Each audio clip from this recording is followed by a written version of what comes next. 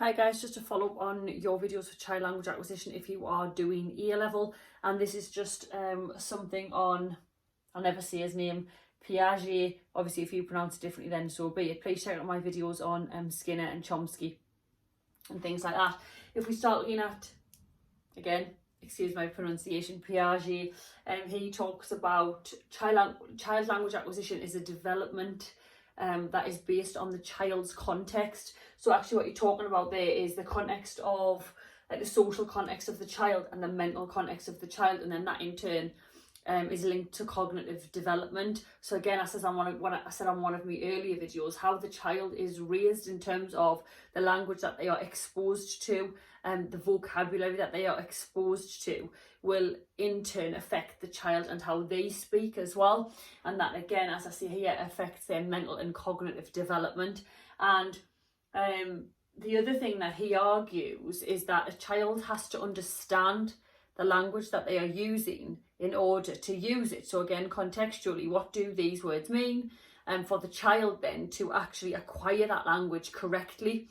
Because I discussed in one of my other videos, imitation of adults, and the problem with imitating an adult if you don't understand what you are seeing. So here we've got this idea that children have to understand the concept and the words before they express it.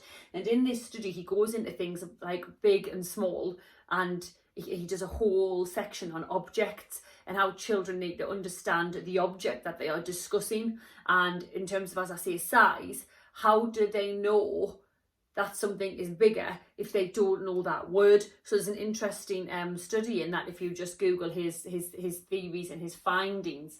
And the other thing is that Bruner kind of argues, and it's completely logical, obviously, because he argues that language is there to communicate. So the sole purpose of language is so that we can communicate with one another. And he actually says that the problem we've got is that an adult will change their language, their habits and how they speak when they are talking to a child. And we've all done it, you know, those, when you say a child and you change your tone of voice and you change how you speak, and I think you overpronounce things a lot more so that the child can imitate or understand. And he come up with something called language acquisition support system, so it's LASS, and that is where the adult changes the scaffolding and the structure of their language so that the child can grasp it and to understand it, and then if they wanted to use it themselves. So again, there's something interesting in that study there.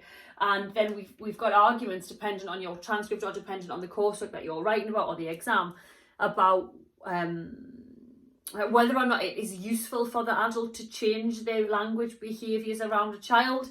Because as I've said earlier, if we believe, or if you believe, that a child imitates an adult, but the adult is changing their vocabulary to suit the child, then does that actually have a detrimental effect on the child or not? And the other thing in these studies is that they interestingly find that syntax has got nothing to do with intellect. Now again, you would likely think that syntax and word order are essential in terms of A, understanding, and B, communicating. Apparently not so. So again, in your research, you want to start looking at that, and you want to start thinking about, well, what does that then mean in terms of language acquisition? Again, this was just something quick. If you want me on Instagram, it's @StaceyRay. My website is www.staceyray.co.uk. Love to hear from you guys, and massive good luck in your studies.